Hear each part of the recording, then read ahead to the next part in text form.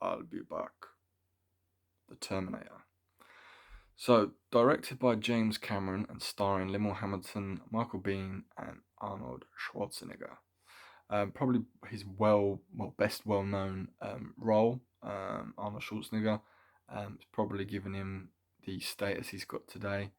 It was only a few years ago he did the fifth, was it the fifth? Sixth Terminator. After obviously Dark Fate being the last one, Genesis before that. He didn't star in Salvation, but obviously he's one of the better sequels. He was in third, Rise of the Machines, and obviously the second one, Judgment Day. But the first one was actually a B movie, run alongside all the other movies being released at that time. The first Terminator is probably the best one for me. Um, it's just got a great balance, great story on such a small budget.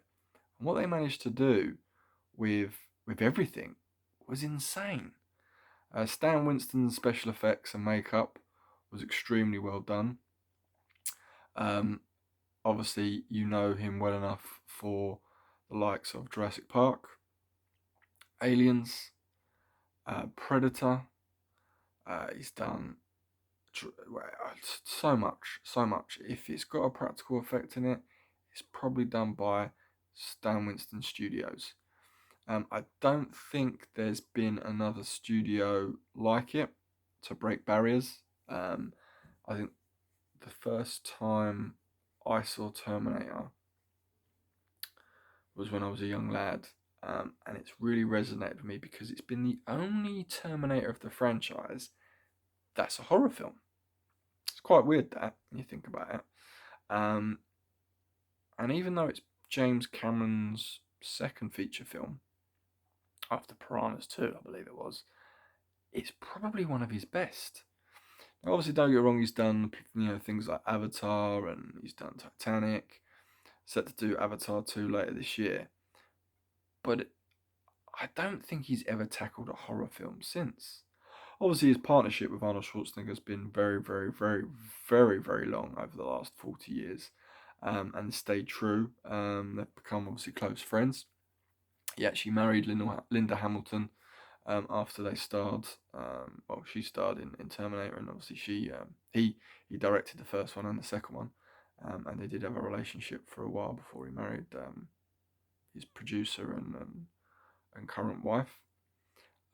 But the film itself is just very basic, but done so very well. It's about Linda Hamilton. She's a fairly young, late teens, early 20s, has a dead end job, and she's a nobody. Now, the premise of the film, it's quite what's the way I'm looking for it? It's quite weird because it's a time traveling story, but I don't think I don't think any film's done time traveling really well. Um, but it's a time traveling story that has a few mistakes in it, and I'll get to those later. But it's done really well in the sense of the premise. Arnold Schwarzenegger is the Terminator, the villain, which one of the very few films he has starred as a villain in. And every time he's a villain, he's very good. Um, he goes back in time, or is sent back in time by the machines from the future to kill Sarah Connor, Linda Hamilton's character, as kind of like a arbitrary abortion to kill her son. Her son being John Connor, the leader of the resistance and the destroyer of Skynet. And Skynet is the, I wouldn't say company, but they are the robot group. Skynet's kind of like the company that was built all the robots, and the robots kind of rebelled in the future and wiped out the humans. But one person from the future destroyed the robots. He stopped the war. So as a kind of arbitrary abortion, the Terminator is sent back to kill Sarah Connor to stop John Connor from ever being born. And obviously, the humans send back a resistance fighter to save Sarah Connor, which seems to be none other than Michael Biehn, Kyle Reese. And without giving too many spoilers away, he goes back in time with Arnold Schwarzenegger as her protector. I won't spoil the film for you in its entirety, but just say it's done very well. But there is things that obviously happen in the present that don't affect the future as much as I thought they would. And again, watch the film for yourself, and maybe you can spot the little loopholes. But it has to be, I think, the best Terminator film in regards to many things. I mean, the first one being Arnold Schwarzenegger playing of the robot is hands down. He was made for this role. You know, the Austrian accent, his build, the way he walks and he talks and moves his head, and some great practical effects shown in the movie that are done really well. Like I said, by Stan Winston Studios. It's a horror. It's an 18 certificate. It is not by all means viewed for anyone other than adults or anyone that likes the horror sci-fi genre, because it's another sci-fi film. Back with my last review I did last week of Ghostbusters, it's a sci-fi film set in the 80s, and it's a really good film. I mean, it's about an hour and 40 minutes, an hour and 50 minutes. It's not too long or short. And again, I think I said this before in my last review. It's got enough detail in it to not be confusing, but enough in it to keep it entertaining. And obviously, the story unfolds as we go along this journey. And again, it's another adventure film where Michael Biehn catches up with Linda Hamilton's character Sarah Connor, and tries to protect her from the Terminator. And chaos ensues, and further down the rabbit hole you go. But the effects are astonishing for the time, amazing, and I think, to be honest with you, still hold up today.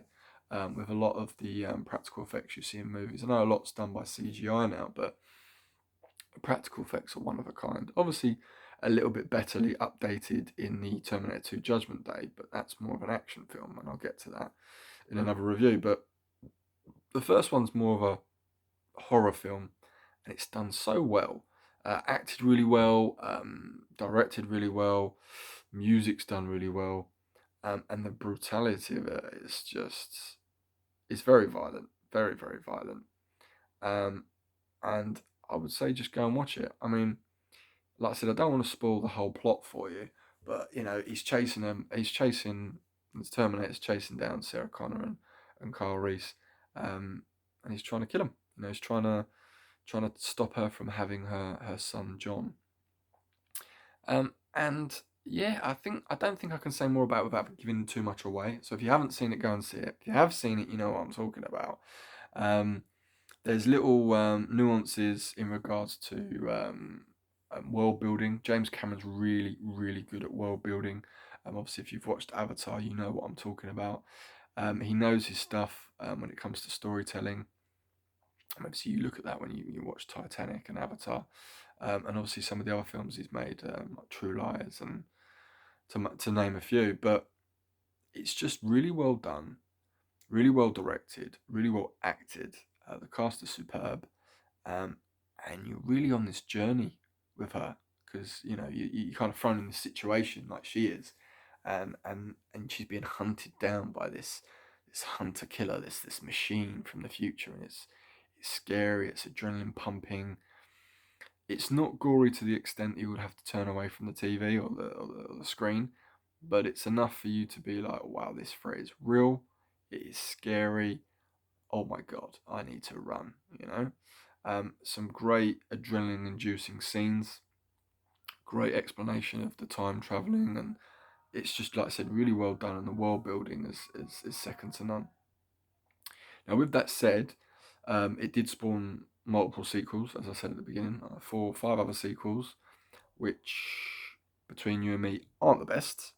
I think they should have stopped at 2, but that's a debate for another video. Um, I will say this, I'm looking forward to the IP when it goes back to James Cameron. Now, James Cameron's got certain rights on it, and he obviously sold it to, I can't remember the company what it was called, but he sold it to a company that had it for so many years, and he does get the rights back to him. So I'm hoping he does something with it before he retires. Who knows? He's tied up for the next probably 10 years with Avatar 2, 3, 4, 5, and 6, and 7, 8, and 9, and 10. So we'll have to wait and see. But it's very well done, very well made, and for an 80s film as well, oh my god, it still stands up today. Still stands up today. I can't fault it. There's nothing negative I can say about it. You care about these characters, you care about the journey they're on, and the journey is one hell of a ride. Please go and see it. For my rating, again, not a big fan of ratings, but if I had to rate it out of a 10 out of 10, or a 9 out of 10, or 8 out of 10, definitely be a 9 out of 10. And again, the only reason why I'd say a 9 out of 10, not a 10 out of 10, is just because the CGI, or I wouldn't say CGI, the lack of some of the animatronics and models and costumes and effects, even though they are spectacular for the time and still hold up to today, there are a few shots here and there that do take you out of the moment. One in particular scene where you see Arnold Schwarzenegger's face, you can see it's a model, but other than that, it's an amazing film. Definitely worth your time. Definitely worth watching it.